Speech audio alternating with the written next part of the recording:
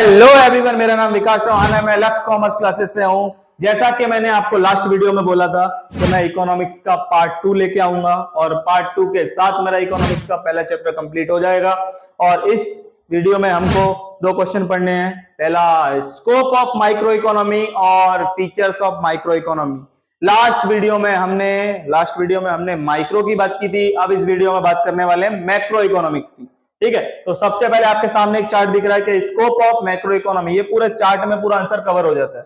ठीक है, तो सबसे पहले हमको दिखाई दे रहा है कि theory of income and employment. Theory of income and employment किसकी बात कर रहा हूं मैं? इनकम की बात कर रहा हूं। और किसकी बात कर रहा हूं मैं? एम्प्लॉयमेंट की बात कर रहा हूं। देखो, एम्प्लॉयमेंट क्या होगा? सबसे पहले इंसान क्या करता है? जो बिजनेसमैन होता है वो क्या करता है? इन्वेस्ट करता है। क्या करता है? इन्वेस्ट करता है। जब वो इन्वेस्ट करेगा तो लोगों को क्या मिलेगी? एम्प्लॉयमेंट मिलेगी। क्या मिलेगी? लोगों को एम्प्लॉयमेंट मिलेगी। उसके बाद जब उसने कोई चीज इन्वेस्ट की है तो किसी प्रोडक्ट के लिए की होगी, तो लोग उस प्रोडक्ट को क्या करेंगे? कंज्यूम करेंगे। क्या करेंगे? कंज्यूम करेंगे। जब उसको कंज्यूम करेंगे तो फ्री में तो नहीं करने वाला यार। कोई भी इंसान फ्री में क्यों करने देगा? उसका देना पड़ेगा ना। तो जब उसका दे रहे हैं हम लोग, उसका क्या दे रहे हैं? हम कुछ ना कुछ उसको इनकम दे रहे हैं हम लोग। तो इनकम दे रहे हैं तो ये इनकम की बात हो गई। ध्यान से देखना, आप सिमिलरिटी देखना इसका।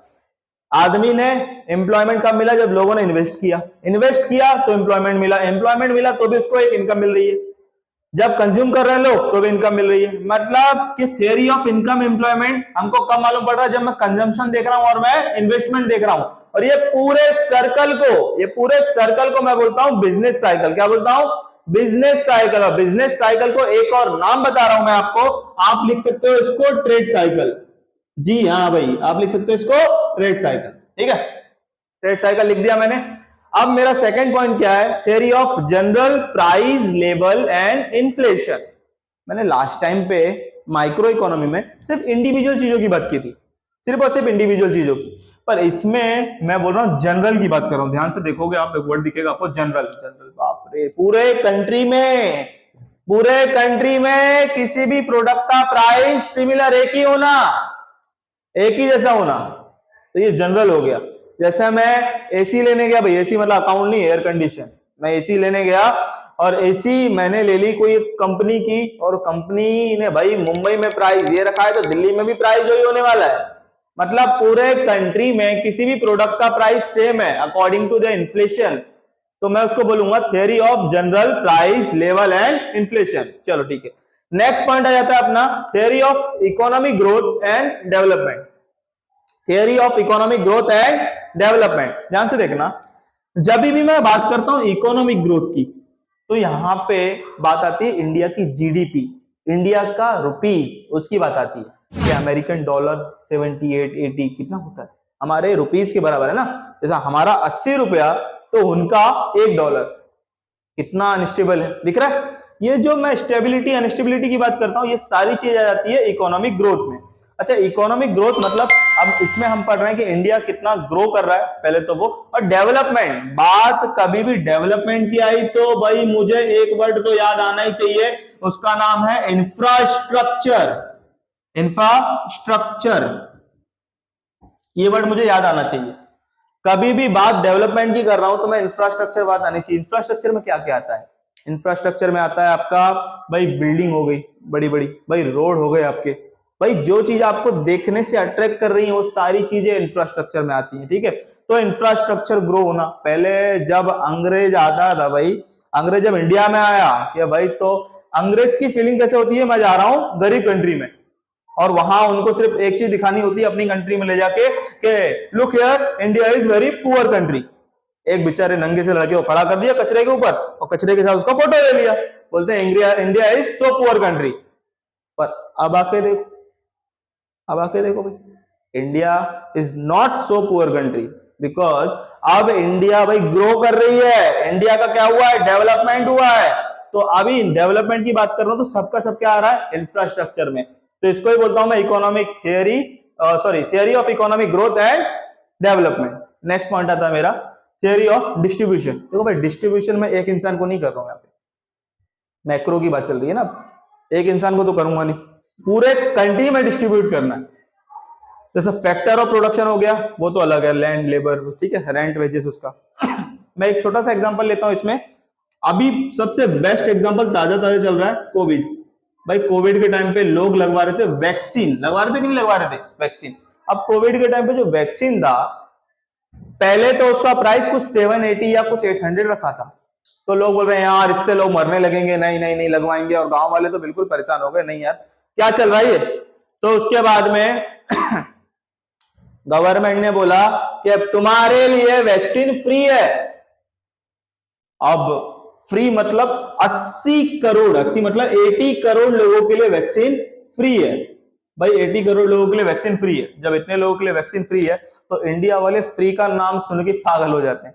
भाई तो फ्री, अब लोगों की लाइन लगने लगी हॉस्पिटलों के बाहर भाई। पर लेकिन इसके लिए उन्होंने एक तरीका किया था। क्या तरीका था कि आपको अपने आप को रजिस्टर करना पड़ेगा पहले, पर रजिस्ट्रेशन होगा, एक ओटीपी आएगी आधार से, तब जाके आपका डोज लगेंगी आपको। तो ये क्या है, इतना बड़ा डिस्ट्रीब्यूशन करना था 80 करोड़ लोगों को। तो ये क्या है, डिस्ट्रीब्यूट तो कर रहा हूं मैं, नेशनल लेवल पे कर रहा हूं। तो मैं ये सब बातें कर रहा हूं, ये किस में आ रहा है, मैक्रो में। तो ऐसे डिस्ट्रीब्यूशन को हम लोग बोलते हैं macro theory of distribution. Okay, तो अब हम आ गए नेक्स्ट क्वेश्चन पे, जिसका नाम है फीचर्स ऑफ मैक्रो इकोनॉमी। भाई ये भी बहुत इंपॉर्टेंट क्वेश्चन है। एक तो फीचर्स ऑफ माइक्रो, एक है फीचर्स ऑफ मैक्रो। इसमें दो चीजें होती हैं, या तो फीचर्स पूछेगा या तो डिस्टिंग्विश पूछ लिया। चांसेस डिस्टिंग्विश का भी ज्यादा होता है, फीचर्स का भी ज्यादा होता है। चलो देखो यहाँ पे पहला पॉइंट क्या आता है फीचर्स में। पहला पॉइंट आता है अपना study of aggregate. Study of aggregate दिख रहा है, मैंने वहां पे बोला था स्टडी ऑफ इंडिविजुअल, पहला डिस्टिंग्विश मिल गया मुझे यहीं पे। मैंने वहां पे इंडिविजुअल स्टडी किया था, और यहाँ पे क्या हो रहा है, एग्रीगेट स्टडी हो रहा है। कि अगर मैं किसी भी चीज को, कोई भी कॉन्सेप्ट को स्टडी कर रहा हूं, तो एक बड़े लेवल पे पूरी नेशनल इनकम स्टडी कर रहा हूं, पूरा नेशनल आउटपुट स्टडी कर रहा हूं, पूरा नेशनल एम्प्लॉयमेंट स्टडी कर रहा हूं, दिख रहा है, पूरा बिजनेस साइकिल स्टडी कर रहा हूं। यहाँ पे एक इंडिविजुअल चीज स्टडी नहीं कर रहा हूं, पूरा वर्ल्ड वाइड कह सकता हूं, पूरा नेशनल कह सकता हूं मैं। तो पूरा एग्रीगेट स्टडी कर रहा हूं, इसको इसलिए बोल रहा हूं मैं स्टडी ऑफ एग्रीगेट। चलो भाई ऊपर देखते हैं, नेक्स्ट पॉइंट आता है अपना भाई इनकम थियरी। पूरा इनकम थियरी आया यहाँ पे, थोड़ा सा नीचे कर लेते हैं। हाँ चलो ठीक है, इनकम थियरी में क्या लिख रहा है, macro economy study the concept of national income. It भाई इनकम थियरी की बात कभी भी आई तो मैं डायरेक्टली बात करता हूं national income, NI, national income. अच्छा हमको मालूम है नेशनल इनकम कैसे आता है, दो सोर्सेस होते हैं, tax sources, non tax sources. Tax sources में भी direct tax, indirect tax. Non tax में फीस हो गया, गिफ्ट हो गया, ग्रांट हो गया, डोनेशन हो गया, बहुत सारी चीजें हैं। ठीक है, जब मैं पूरे कंट्री की इनकम की बात कर रहा हूं कि कंट्री में कैसे कैसे पैसा आता है, कैसे इन्फ्लेशन डिफ्लेशन होता है, कैसे फ्लक्चुएशन होता है, पूरे कंट्री की बात हो रही है इनकम की, तब वो आ जाता है अपना इनकम थियरी में। किसमें आ जाता है वो, अपने इनकम थियरी में। चलो नेक्स्ट पॉइंट क्या है, जनरल इक्विलिब्रियम। अच्छा मैंने माइक्रो इकोनॉमी में आपको एक चीज बताई थी, ये पार्शियल इक्विलिब्रियम, अगर आपको याद होगा। माइक्रो इकोनॉमी हमने क्या किया था, पार्शियल इक्विलिब्रियम। यहाँ पे क्या आ रहा है, जनरल इक्विलिब्रियम। अच्छा पार्शियल मतलब एक बड़े कॉन्सेप्ट को पार्ट में पार्शियली डिवाइड करना और उसको स्टडी करना, उसको आइसोलेट करके स्टडी करना।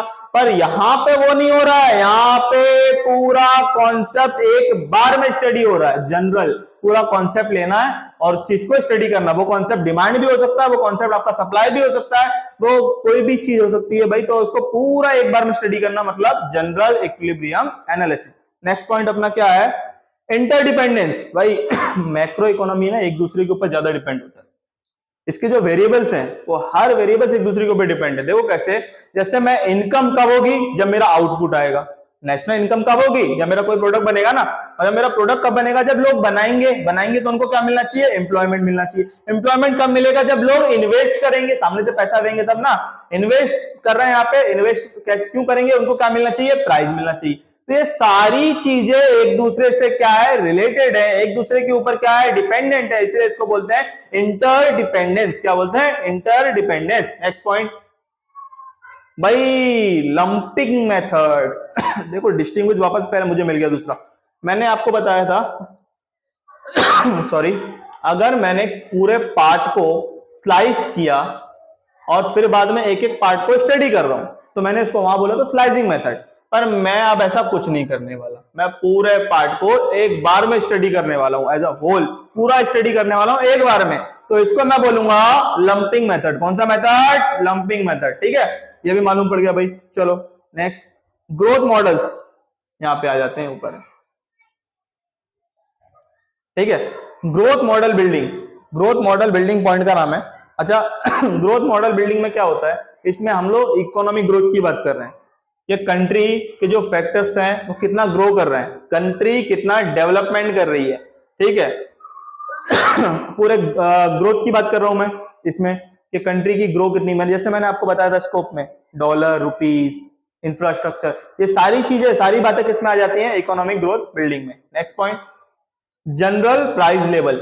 हमने स्कोप में ये वाला पॉइंट भी कर लिया था, जनरल प्राइस लेवल। पूरे कंट्री में किसी भी प्रोडक्ट का प्राइस कहीं भी चले जाओ भाई सेम ही होने वाला है, कोई भी प्रोडक्ट मतलब गुड्स एंड सर्विस का प्राइस सेम ही होने वाला है, इसको बोलते हैं हम लोग general price level. Next point क्या है, लास्ट में वहां पे लिमिटेड स्कोप था, यहाँ पे क्या है, पॉलिसी ओरिएंटेड। यहाँ पे भाई बात हो रही है नेशनल लेवल पे, तो नेशनल लेवल पे लोगों के अच्छे के लिए कुछ ना कुछ आता रहता है, तो नई नई पॉलिसी निकालती है गवर्नमेंट, जैसे प्रधानमंत्री आवास योजना, प्रधानमंत्री जनधन योजना, भाई ये योजना मतलब ही पॉलिसी होता है, ठीक है।